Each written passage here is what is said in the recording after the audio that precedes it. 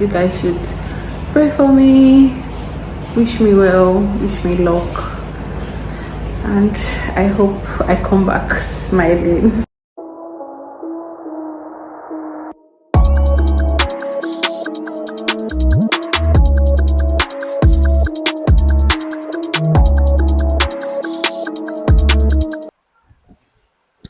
Hi guys, welcome back to my channel. Welcome back to Jennifer Talks. I am Jennifer, a Port Harcourt based YouTuber, and today I'm just here to tell you guys about my labor experience.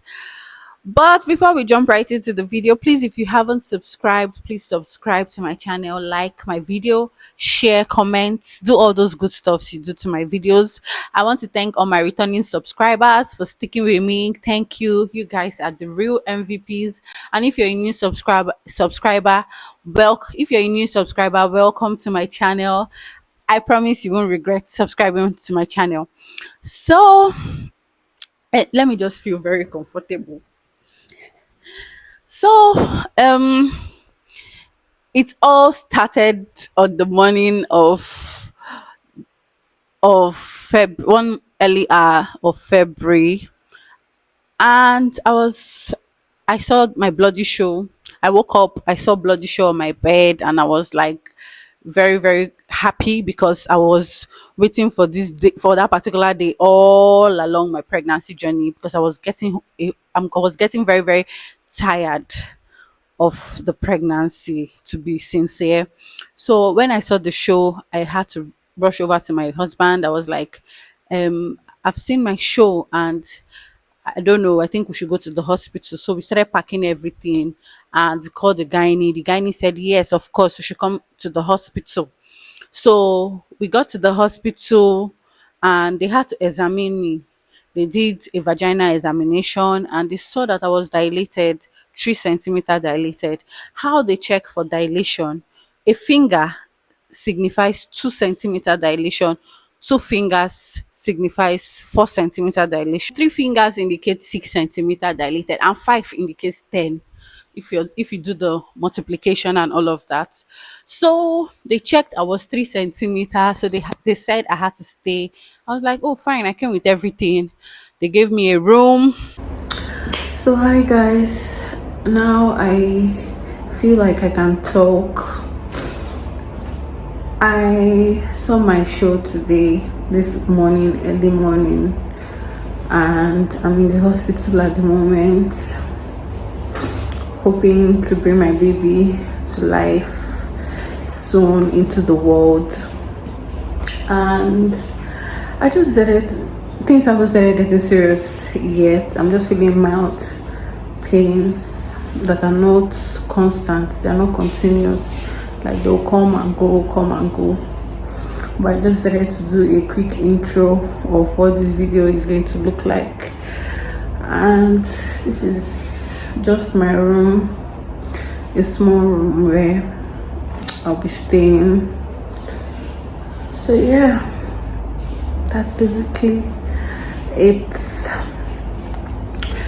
I'm going to carry you guys along if there's anything interesting. Okay, I came in the morning.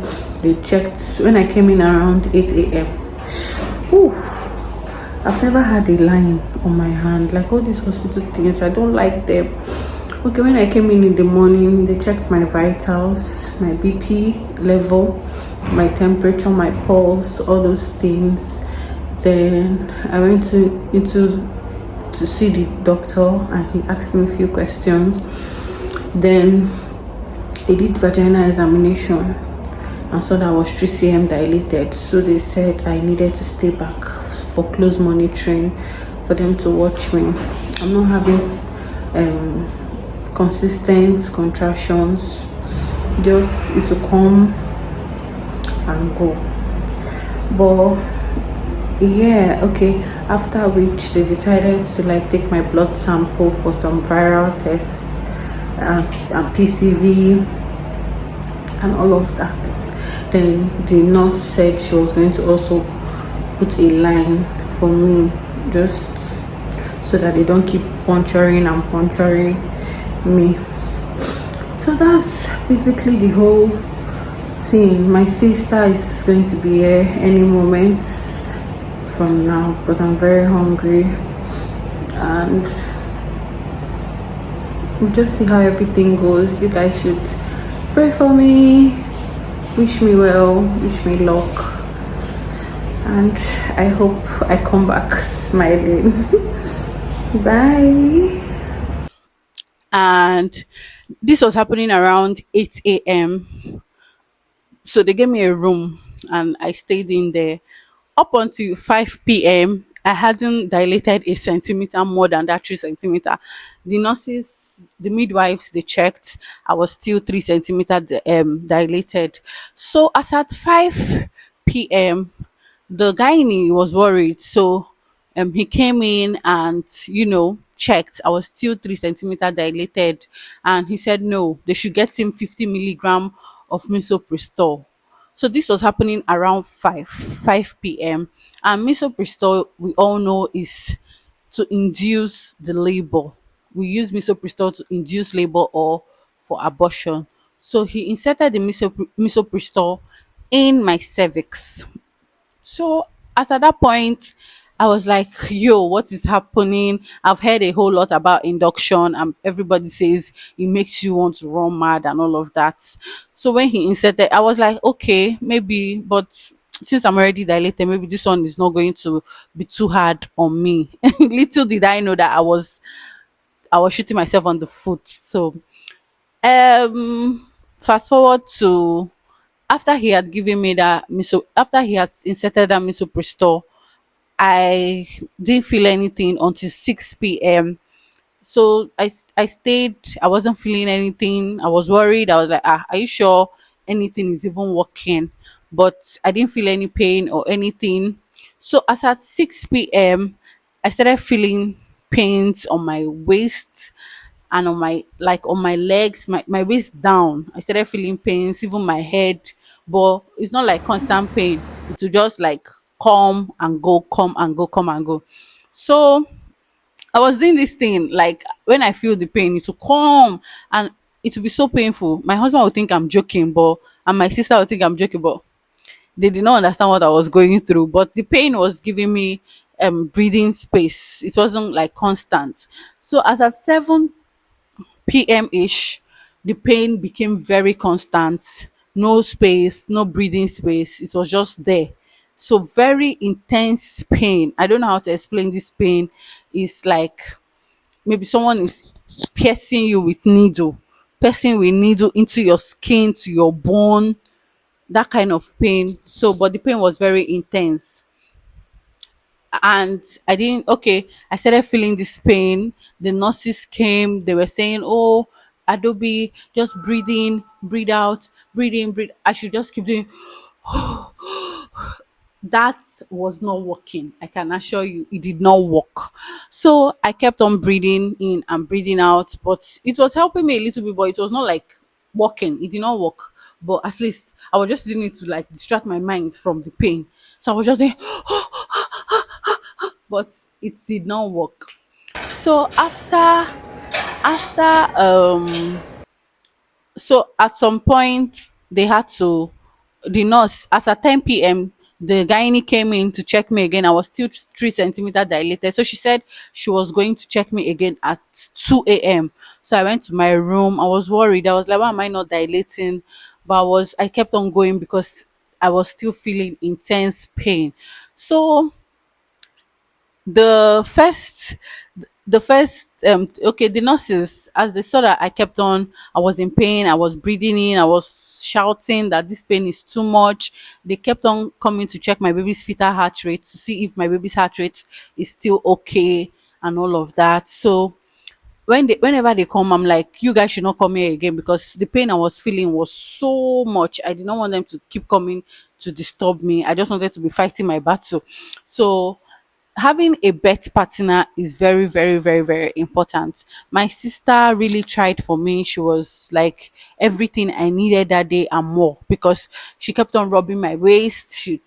she was rubbing my waist. At some point, if she when she's rubbing the waist, I'll just tell her, "Get out! Don't touch me!" This, that, that, because of the pain. But she understood everything. My husband too was very supportive. He was there too, encouraging me, rubbing my waist, and all of that. So fast forward to when the pressure was now too much, the pain was too much, the pressure became much. I had to urinate. I had to urinate. The urine, hot urine, and I vomited at the same time. As I was urinating, I was throwing up. So at that point, everything I had eaten, I threw them up, and I was very, very. My system was empty. I became weak, but the pain was still there. So I kept on pushing. I kept on I kept on pushing. So at some point, because I was already very weak, I had to tell my sister, I'm not sure I'm going to make it. She was like, "You're going to make it in Jesus' name. You're going to make it in Jesus' name." That kind of thing. She was just so supportive, encouraging. So I said, "Yes, I was going to make it. I'm going to make it in Jesus' name." So there were these two scriptures I held on to from my pregnancy up until that labor day. Psalm Psalm 66 verse Isaiah 66 verse 7, sorry, and Psalm 127 verse 3. I held on to those scriptures tightly, reminding God of his promises over pregnant women and all of that. So after that, after I urinated and I vomited, I I was like, "Oh, they should come and check me." I was shouting, "Please give me epidural, give me paracetamol, give me anything that will relieve me of this pain. What is this? This that?" They say they can't give me epidural. Epidural is that painless injection they give you on your spine. So so that from your waist to your feet is numb. You don't feel any pain. You go to labor, you give birth without pain. But I was already, if you're dilated, you can't take epidural. So I was already dilated, and they told me that I wasn't going to be able to take epidural, that I have to bear the pain. So I kept on breathing in, breathing out. This the whole thing was not working. At some point, because they saw that at 10 p.m. I was not dilated, the nurses advised me to like climb up the stairs and come down, which I did, still in pain. I was doing it, and after all of that, I went back to my room. I went back to my room. So I felt this very strong pressure. I was thinking that maybe is the baby coming and everything. So as I was feeling the pressure, I pushed. It was poo that came out. I had to poo. And I was so embarrassed. I pulled in the room. But these nurses, they were so kind, selfless. They packed the poo, they cleaned me up and everything. So I was just feeling, as soon as I pulled that first pull, I was just feeling serious pressure I was thinking maybe I still wanted to pull. So I leaned over on my bed like this. The nurse was sitting directly opposite me. So I think she like saw when I leaned over, I bent over. She could see what was going on around my vagina area. So she was like, "Ah, Adobe, I can see your amniotic sac. Let's go to the labor room." I'm like, "This woman, is she joking? So you're not going to wheel me to that place. I will have to still walk to the labor room." So I still like summoned courage. Before then, my husband was like, "Okay, maybe I should take a cold bath. I'll feel better." When they poured that water on me, it was as if they poured me hot boiling water. I don't know how most people do water baths. I don't know. Like it was still the water was very hot, like as if I wasn't even using cold water to bathe. It did not calm anything down at all. So I went to the labor room. I still bent over like this. I could not climb the bed because I was weak and tired. So I was still feeling the pressure to pull again. So I bent, I kept on. This pressure now was now heavy, heavy pressure. So I kept on pushing, and they'll advise you not to push because when you push, you might tear yourself, and they'll have to give you a stitch. They'll have to stitch you up, and that one is another pain on its own. So, but me at that point, I was not even thinking of that episiotomy or whatever. I was just pushing. So the nurse was telling me, "Don't push your Adobe, don't push your, don't push so you don't have a tear, don't push your." So I kept on pushing. because I felt like I wanted to pull. I kept pushing. So when I bent like this, I was pushing. She said, Adobe, I can see your baby's head. I can see your baby's head. I did not know where strength from nowhere just surged into my body. I flew over to the labor bed and opened my legs. Me that I've been shy since about all these people seeing my vagina. Even when they want to do my vagina examination, I'm like hiding. Don't look, don't see, don't check. But I opened my legs. I was like, this baby should just come out. Let me rest. As soon as I opened my legs, I pushed and my baby's head came out. All those pain that I was feeling before, I felt before, everything vanished. Like, but wait, mothers that go and give birth to one, two, six, how do you guys do it? And all these mothers on YouTube that are doing this whole YouTube thing, they have toddlers, they have infants. You guys are the real MVPs. Like, how do you guys balance all these things? My dear, labor pain is the intensity is times 1 million. Like, I don't know how to, I know that I was not able to explain it very well. Like, what what is that pain? It is the pain, the intensity is too much. I cannot describe it. It's just go in and experience for yourself kind of pain. That's how the pain is. And I also heard that some people don't experience labor pain. Please let me know how your labor experience was for you in the comment section. So after I had given birth to my baby, that was when the gynae came down. She was like, okay, the doctor that said that she will come and check me by 2 a.m. to see if I've given birth. Before she came out, I've already given birth because the midwives they were there. So before she came out, I had already given birth to my baby, but I hadn't given birth to the placenta. So she was like, "Oh my God, Adobe, you did a very good job. You did this by yourself. You're a strong woman. This, that." In my mind, I was just like, this woman does not know that it's God that did all these things. Just please take me to my room. Let me just rest. Stop telling me all these things. Shey you say you come by 2 a.m. Nah, you were not there when I was going through all these pains. And by that time, my hubby was already sleeping. He was sleeping somewhere that I don't even know where he was sleeping. And I did not even care to know because that was not what was in my mind. My own was that in my head, I was just like, hey, now only you waka come, oh, only you can save yourself from this thing. So only you have to be strong for yourself, regardless of what every other person is doing or saying. So, and if you okay, so I now she now came, the doctor now came, delivered the placenta. She held my tummy like this. She held my tummy like this. She was like, I was like, what is this man doing? Does she want to kill me? She squeezed my tummy, carried pad, put into my cervix, into my vagina. She was bringing out all those accumulated blood. She was bringing them out. I was like, why is this woman holding my tummy like this? What kind of wickedness is this one? She squeezed it. She was like, Adobe, I don't want you to have any bleeding. I don't want you to come back here for any bleeding. So after all those blah blah blah, they now took me to my room. An hour later, they came to put my baby to breast, and I was just so happy. My baby was lashing properly. Breastfeeding is another story. Breastfeeding is a story for another day. Nobody tells you about it.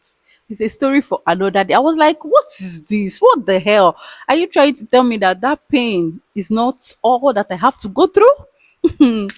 But yes, I um after that they put my baby to breast. My baby lashed properly. I was so happy. I was thinking maybe because I have a very big nipple and the baby's mouth is obviously very small. So I was thinking maybe the baby will not be able to lash or suckle very well, but the reverse was the case. This one came out hungry, very hungry.